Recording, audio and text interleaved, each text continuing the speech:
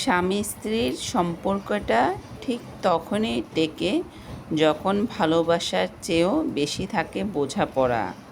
সব কিছু বদলে যেতে পারে, কিন্তু তার মুখের হাসি যেন আমাদের জন্য থাকে আজীবন।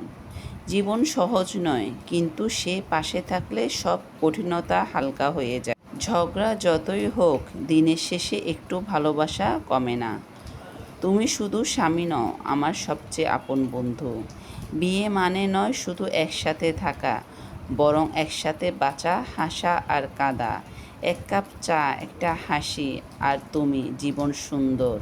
আসসালামু আলাইকুম, কেমন আছেন সবাই? আশা করি সবাই অনেক ভালো আছেন। আলহামদুলিল্লাহ, আমরাও ভালো আছি। আজকে একটি ছোট্ট ব্লগ ভিডিও শেয়ার করছি, আশা করি আজকে ভিডিওটি ভালো লাগবে। জীবন একসাথে চলতে গেলে স্বামী স্ত্রীর অনেক ঝগড়াঝাটি হয়, অনেক মান অভিমান হয়, সেটা সব সংসারে হয়, সেটা বলবো না শুধুমাত্র কেবলমাত্র আমার সংসারে হবে, অমুকের সংসারে হবে, সবার সংসারে কম বেশি ঝগড়া হয়। কিন্তু ঝগড়ার মধ্যে যে একটা ভালোবাসা, একটা শান্তি, সেটা কিন্তু সব জায়গায় কাজ করে। স্বামী স্ত্রীর ঝগড়া হবে না এমন কোনো ফ্যামিলি আমি এখনও খুঁজে পাইনি। যদি কারো জানা থাকলে অবশ্যই কমেন্টে জানাবেন। যাই হোক, অনেক কথা বলে ফেললাম, এখন রান্নার প্রসঙ্গ আসে। আজকে একটু মজার রান্না করছি। গতকালকে তরকারি ছিল, তো আজকে ভাবছি যেহেতু আপনাদের ভাইয়া রোজা রেখেছে, আমার রোজা রাখা শেষ, তো ওর জন্য আমি আজকে ভাজি করছি, ও যেন পরোটা বা রুটি এই ধরনের খাবারের সাথে খেতে পারে।